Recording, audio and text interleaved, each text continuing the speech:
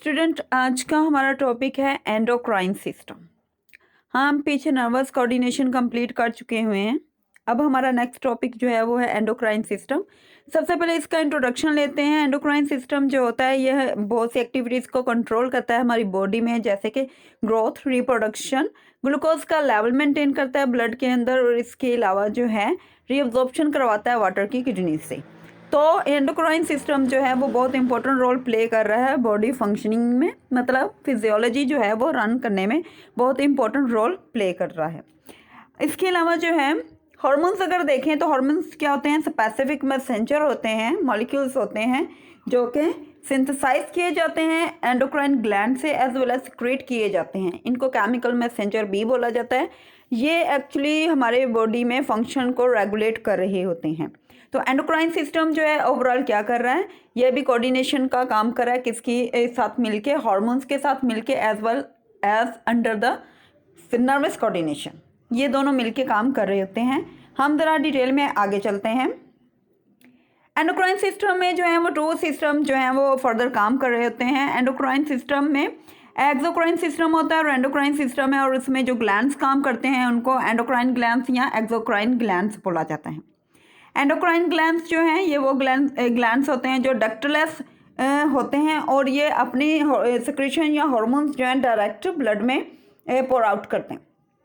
जबकि exocrine glands वो glands होते हैं जिनमें डक्ट्स पाई जाती हैं, और वो अपने हार्मोन्स जो हैं वो डक्ट्स के थ्रू जो है वो ट्रांसफ़र करते हैं एक जगह से दूसरी जगह, जैसे कि डाइजेस्टिव सिस्टम या स्किन ग्लैंड जो हैं वो काम करते हैं। उनको एक्सोक्राइन ग्लैंड्स बोला जाता है। जी, एंडोक्राइन सिस्टम की तरफ अगर हम चलें तो हमारी बॉडी में एंडोक्राइन ग्लैंड्स में जो हम आगे फर्दर स्टडी करेंगे वो है जी पिट्यूटरी ग्लैंड। लोकेशन भी साथ साथ जो है वो डायग्राम में आप लोगों के साथ जो है वो शेयर की हुई है। थायराइड ग्लैंड्स है, पैराथायराइड ग्लैंड्स है, एड्रीनल ग्लैंड है और पैंक्रियास है। पैंक्रियास के अलावा जो लास्ट वन है जो हम लास्ट पे करेंगे इंशाल्लाह वो है गुनेड्स। अगर आप देखें यहाँ पे लोकेशन डायग्राम में तो पिट्यूटरी ग्लैंड जो है वो भी आपको नज़र आ रहा है ब्रेन में, पैराथायराइड ग्लैंड जो है और थायराइड ग्लैंड ये नेक रीजन में नज़र आ रहा है।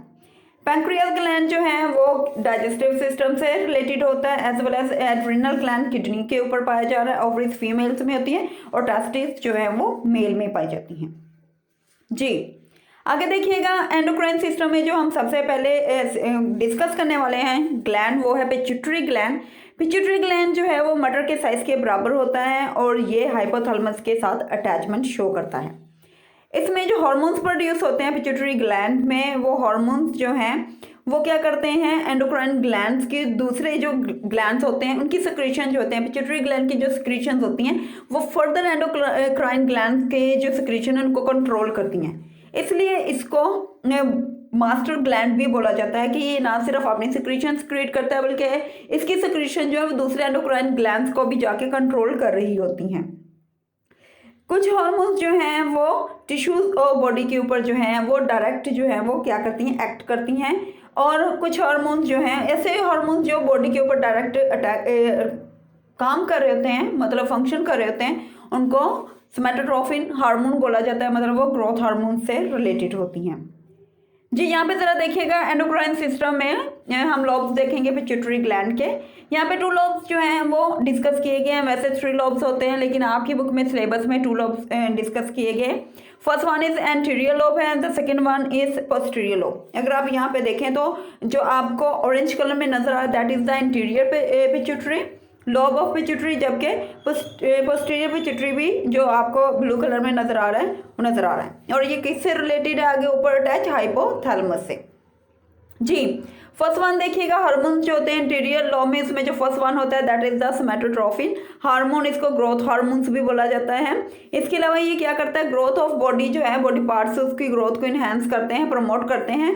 अगर ऐसा हो कि ग्रोइंग एज हो और ये हार्मोन की सिक्रीशन जो है वो डेफिशिएंसी में शो कर रही हो तो उसे एक प्रॉब्लम डिसऑर्डर सामने आता है ग्रोइंग एज में, वो होता है ड्वार्फिज्म। जैसे कि आप सामने देख रहे हैं, जिसको आमतौर पर उर्दू में बोलते हैं बोनापन, छोटे होना, बहुत ज़्यादा हाइट में छोटे होना, उसे ड्वार्फिज्म बोला जाता है। नेक्स्ट देखिएगा इसमें क्या है, ओवर प्रोडक्शन होती है जिसको जिजनाटिज्म बोला जाता है। ये वो हार्मोन है जब ग्रोइंग एज होती है और ये एक्सेसिवली अमाउंट में जो है वो प्रोड्यूस हो रहा होता है, तो इसको हम क्या बोलते हैं, डिजेनरेटिज्म, जैसे कि आप डायग्राम में देख रहे हैं कि वो नॉर्मल ह्यूमन हाइट जो है वो उससे बहुत ज़्यादा हो चुकी हुई है। ये किसकी वजह से होता है, ओवर प्रोडक्शन होती है जब ग्रोथ हार्मोन की। उसके बाद है ये ग्रोथ हार्मोन उस वक्त प्रोड्यूस होता है जब ग्रोइंग एज नहीं होती है। पहले दोनों केसेस में ग्रोइंग एज थी, इसमें ग्रोइंग एज गुजर जाने के बाद ये हार्मोन एक्टिव होता है, जिससे क्या बोलते हैं, एक्रोमेगली बोला जाता है। इसमें इंटरनल ऑर्गन जो होते हैं बॉडी के, और इसके अलावा जो है फेस ओवरऑल फेस और फेस बोन जो होती हैं, फेस जॉ जो होती हैं, हाथ पाँव जो है वो इंटरनल ऑर्गन, लीवर है, स्टमक है, वो साइज में बड़ा होता है। इस कंडीशन को एक्रोमेगली बोला जाता है। जिस तरह देखिएगा नेक्स्ट वन देखिएगा, थायराइड स्टिमुलेटिंग हार्मोन है जिसे TSH भी बोला जाता है। नीचे लिखा भी हुआ है TSH हार्मोन जो है वो थायराइड ग्लैंड को एक्टिव करता है कि वो अपने फर्दर हार्मोन जो है वो प्रोड्यूस करे। पोस्टीरियर लोब्स की तरफ चलते हैं। पोस्टीरियर लोब जो होते हैं उसके हार्मोन्स की तरफ चलते हैं। फर्स्ट हार्मोन जो है वैसोप्रेसिन या एंटी डायूरेटिक हार्मोन भी बोला जाता है। ये क्या करता है, ये वाटर को, अगर बॉडी के अंदर पानी कम है तो ये ज़्यादा मिकदार में जो है वो ज़्यादा कंसंट्रेशन में रिलीज होता है, और नेफ्रॉन से, जहाँ पर इससे पहले कि वो कलेक्टिंग डक्ट से जो है इनवर्ड वो रिलीज हो जाए किडनी से, ये वहाँ से मैक्सिमम जो है वो रीअब्जॉर्प्शन करवाता है किसकी, वाटर की। अगर आपकी बॉडी में क्या है, वाटर जो है डेफिशिएंसी में है, और एक कंडीशन ये होती है कि अगर पानी बहुत ज़्यादा कम होना शुरू हो जाए तो वो आपको आहिस्ता आहिस्ता किसकी तरफ ले जाती है, डिहाइड्रेशन की तरफ ले जाती है। इसके अलावा अगर वाटर की लेस रीअब्जॉर्प्शन हो रही है तो क्या होगा, अगर बॉडी रीअब्जॉर्प्शन लेस कर रही है तो ऑटोमेटिकली यूरिन जो है वो डायल्यूट होगा। लेकिन अगर रीअब्जॉर्प्शन ज़्यादा हो रही है किडनी से पानी की तो क्या होगा, यूरिन कॉन्सेंट्रेटेड फॉर्म में प्रोड्यूस होगा जी। अगर तो लेस वाटर रीअब्जॉर्प्शन हो रही है तो ये भी याद रखिएगा, वैसोप्रेसिन या एंटी डायूरेटिक हार्मोन जो है वो भी लेस सिक्रीशन प्रोड्यूस करता है। लेस सिक्रेट होगा और जितना ये कम होगा उतनी ही लेस रीअब्जॉर्प्शन होगी, और उसके बाद क्या होगा, यूरिन जो है वो डायल्यूट होगा। अगर आप यहाँ पे देखें, कंडीशंस को देखें तो वाटर क्या कर रहा है, बाहर की तरफ निकल रहा है।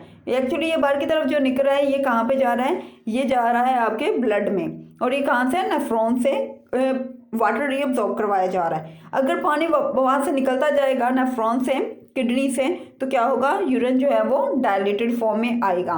और अगर जो है वॉल्यूम ज़्यादा है किसके अंदर, बॉडी के अंदर, तो एब्जॉर्प्शन, बॉडी या ब्लड जो है वो रीअब्जॉर्प्शन कम करेगा तो यूरिन क्या होगा, large volume of urine produce होगा, यानी डायल्यूटेड फॉर्म में आएगा। एक ऐसी कंडीशन है कि जैसे ही वाटर जो है लेस रीअब्जॉर्ब होता है तो उससे क्या होगा, यूरिन के थ्रू जो है वो पानी ज़्यादा निकलना शुरू हो जाएगा, ठीक है, और उसके यूरिन के साथ साथ जो है वो ग्लूकोज भी ज़्यादा बॉडी से रिलीज होगा। इस कंडीशन को क्या बोलते हैं, डायबिटीज इंसिपिडस बोलते हैं जी। लास्ट हार्मोन देखिएगा, एंडोक्राइन सिस्टम का जो पोस्टीरियर लोब है उसमें जो है सेकेंड और लास्ट हार्मोन देखिएगा, दैट इज द ऑक्सीटोसिन।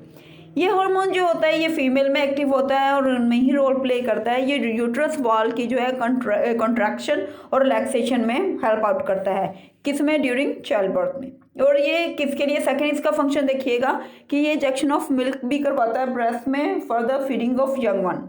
यहाँ पे अगर देखें आप साइकिल देखिएगा तो क्या होता है, जो यहाँ पर सिग्नल आते हैं, सबसे पहले यूट्रस वॉल जब कॉन्ट्रैक्ट और रिलैक्स करती है तो उससे क्या होता है, ये इम्पल्सेस जाती हैं ब्रेन की तरफ। जब ब्रेन की तरफ जाती हैं तो ब्रेन स्टिमुलेट करता है किसको, पिट्यूटरी ग्लैंड को। पिट्यूटरी ग्लैंड क्या करती है, ऑक्सीटोसिन प्रोड्यूस करती है। ऑक्सीटोसिन जो है वो कंट्रैक्शन और रिलैक्सेशन करवाता है यूट्रस वॉल की, और उससे क्या होगा, बेबी जो है वो क्या होगा, बेबी बर्थ शो होगी। तो ये सिंपल इसका लाइफ साइकिल है जी। तो ये था हमारे पास क्या, पिट्यूटरी ग्लैंड। और पिट्यूटरी ग्लैंड में हमने टू लॉब्स पढ़े। The first one is interior, जिसमें आपने सोमैटोट्रोपिक ग्रोथ हार्मोन देखा और थायराइड स्टिमुलेटिंग हार्मोन देखा, और पोस्टीरियर लोब में हमने एंटी डायूरेटिक यानी वैसोप्रेसिन हार्मोन देखा और ऑक्सीटोसिन देखा, ठीक है बच्चे। ये अच्छे से बेहतरीन तरीके से तैयार कीजिएगा, ये बोर्ड के लिहाज से बहुत इंपॉर्टेंट है।